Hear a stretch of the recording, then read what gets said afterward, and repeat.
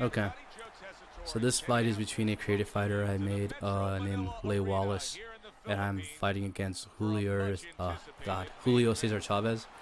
Um, Obviously, Chavez is a very inside heavy fighter.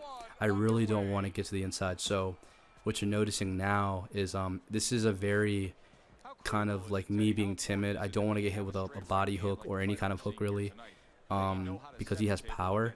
So I'm just kind of inching forward, throwing a lot of jabs, not even really to hit him with any jabs, and I'll throw other punches as well, hooks and uppercuts and stuff, but I'm trying to make sure that any small opening he leaves, I can fill it with a punch.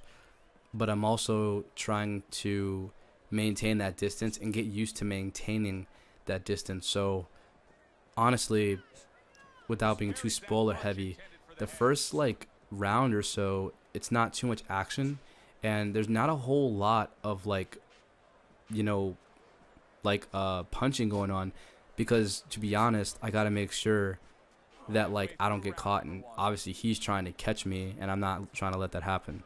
So it's a lot of just really kind of plodding and patient play. Um, the thing is with Wallace, the way I made him was I'm a very technical kind of guy when I play this game. Really when I play any game, but I really like to catch guys on the end of my punches.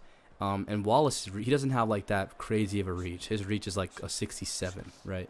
So it's not like I'm going to be catching too many people on the end of the punch, but I wanted to make him somewhat versatile, but also be fast, but also be able to do kind of everything well, whether he's mid-range, on the outside, on the inside, just things like that. And so this round's about to come to an end, and like I said, it's been very uneventful, and maybe it's my fault, maybe it's his fault, but I just want to make sure I'm not really getting caught with any punches. Round one finished. Stamina's good, everything's fine. It's just about just getting reads and making sure that everything's fine.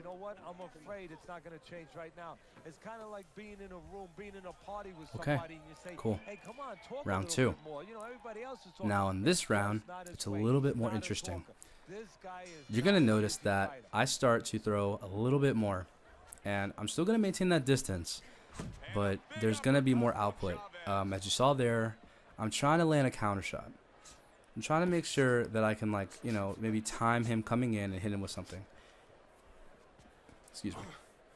I do misjudge distance a little bit, but right there, I hit him with a nasty uppercut. And you're just noticing just a little bit that he's probably getting a little bit impatient, even though it's the second round. And so I really want to catch him right there. I throw a jab hook, and he leaned, but he didn't have his guard up, so he got caught. And you're noticing that I'm finding these very, like I said in the first round, small openings, hitting him in the body when I can, and he's going to catch me a little bit too. It's a back and forth thing. It's a process. But the whole point of this is to really maintain that patience and to land solid counters and to land stuff that makes him a little bit more hesitant to come forward. Now obviously this guy Chavez, he comes forward. That's what he does. He walks people down, and he'll be as patient as he needs to walk you down. But right now you're noticing that I'm backing him up a little bit. He's not able to do what he wants to do, and he's still getting caught. And now it's more of a matter of me controlling the fight. So even if he's not getting damaged that much right now, I'm already putting the motion in place so that as the fight continues, he's just gonna lose more control and more control until it's too late.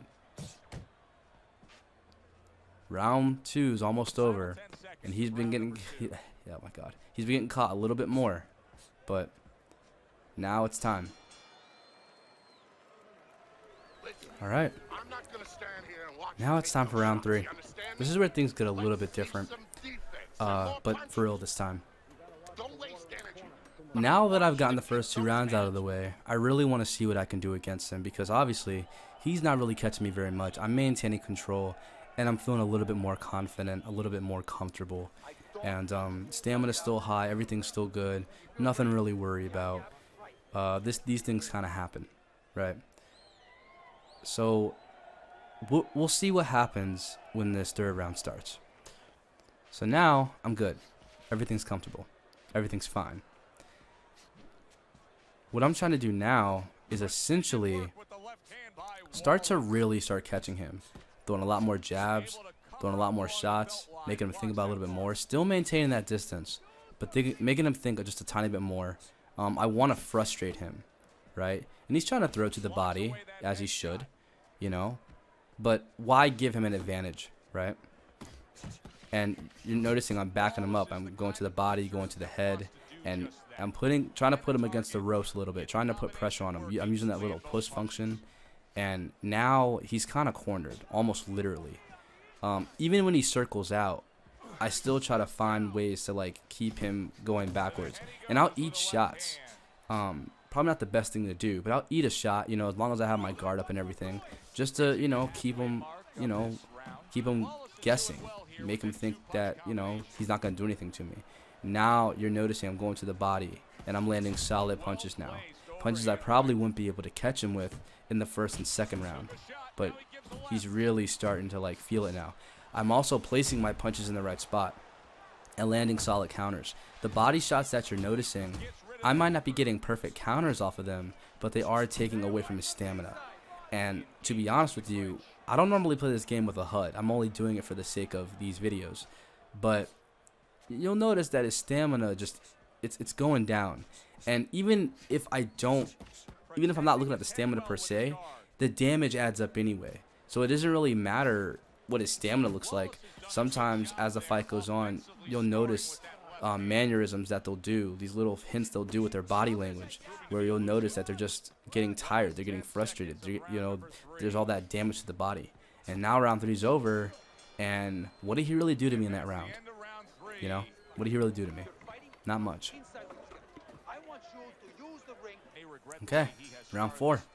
I won all three of the first 3 rounds, obviously, and this is going to be good. You know, he's starting to come forward a little bit more. You're noticing that he really is kind of frustrated. He's tired of not touching me. He's tired of not like getting anywhere, and like he's not really catching me with anything. And I'm still maintaining that distance, still trying to frustrate him. And as I come forward, you're gonna notice that he's starting to start going to the body, as he should, right? I'm still trying to back him up in the corner, and I'm still trying to catch him with stuff. But he's willing to fight, and he's willing to put up a fight, as he should, right? Now, what I did really well in this round, and what you're kind of noticing, is that I'm just taking these shots.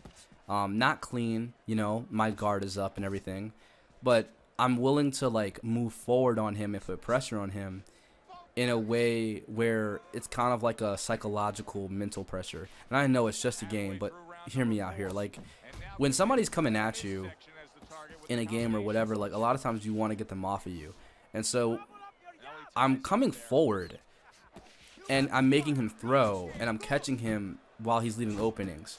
So he's putting himself at a disadvantage by throwing. Even if he's catching me with some of these shots, I'm landing these technical body shots. I'm on the inside.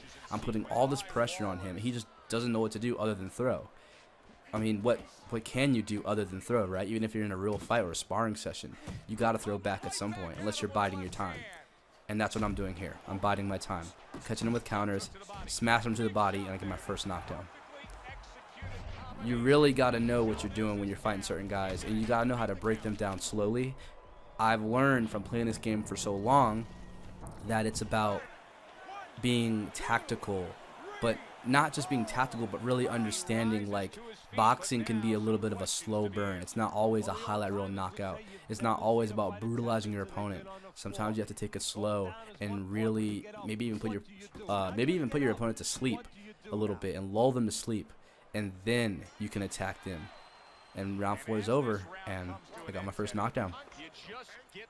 We're still good. Both of us are still pretty good in the stamina, but now he's at a clear disadvantage. He's down 4 rounds in a row. You know, that's kind of crazy. And if you notice the stamina bar, I probably didn't show it, but he had more stamina than me coming into, you know, the 4th round. and now I have more stamina than him going into the 5th round. And that's because of those body attack. And in this round, you know, 5th round, more of the same, you know, just more of the same. More pressure, just more inside fighting, and honestly, it's really just like a brawl, to be honest. It's a not even a technical brawl. It's just a straight up, like, I'm just gonna throw punches and see what I can hit you with. And obviously, like, on the inside, I throw the right punches, and I go to the body, obviously. I've been doing that the entire time. But, you know, while I'm hitting him, you're noticing right here, he's really not throwing too much back. He kind of sits up against the ropes, and as I'm keeping him up against the ropes, he's not throwing as much. He might throw 1 punch, he might throw 2 punches, but he's not throwing as much because, you know, I'm keeping him there. This is just kind of brutal to watch, to be honest. Not brutal, but it's just like, it's a lot, you know. If you ever sparred in real life before, this is terrible. It sucks. And even to have that feeling when you feel like you can't do anything against the guy because he's controlling things, it just sucks, you know. And he's, you know, look, he's trying to throw, you know, he's landing body shots, you know. It's not like he's completely helpless in there. He's doing what he has to do, but, you know, I'm really just kind of dominating, and his stamina is really low, and he's getting hit real hard. And honestly, I'm not even trying to knock him down. I'm just trying to punish him. I'm trying to get his stamina even lower so that when we go into the next round, he's even worse off than he was in this round. So, as I've said before, I've learned that this game is not necessarily just about the knockouts, and it's not about just the finishes, but it's also about that war of attrition and that tactical gameplay. It's kind of why I like combat sports to begin with. Round 5 comes to an end. Wallace is in position right now. Cool. I say that a lot. All right, round 6. So, this round is basically the same. It's going to follow the theme of starting to hit him a little bit more and keeping the pressure on that I had in round 4 and round 5. The difference is that, you know, I'm maintaining my distance and I'm being a little bit more mid-ranged, and I'm blocking shots that he's throwing, or I'm just stepping out of the way. There's one thing about this game that I've noticed. It's that the head movement isn't as good. Not to like shit on it, but to say that I'm not good at it. Like, that's just not what I'm really good at. But I am good at stepping in and stepping out and understanding the distance and the range and everything. And even there, like, you're noticing that I'm throwing shots, like I'm throwing hooks and stuff and uppercuts. And, excuse me, I'm on the inside, right? Well, at mid-range, but when I get to the inside, I'm still landing these shots, but I'm being more defensively aware, and I'm putting him at a distance where I know that certain punches are going to land. I'm hitting him with body shots, uppercuts, and all these shots where they're landing perfectly in between. Single shots, double shots, everything, and he's trying to throw back, but, you know, he can't do much, and you see him get a little crazy right there, and boom, uppercut, knockdown. Nasty stuff. You've got to know how to catch guys without just being all crazy and like throwing flurries. Like, you really want to make sure when you're going after guys, it's in a technical way. Not to bring MMA into this, but Max Holloway is really good at that. You know, he gets you comfortable, and, you know, he does his thing. And then once you're in there too late, like once he's comfortable and he has kind of a beat on you, he just starts catching you at range and catching you with perfect shots.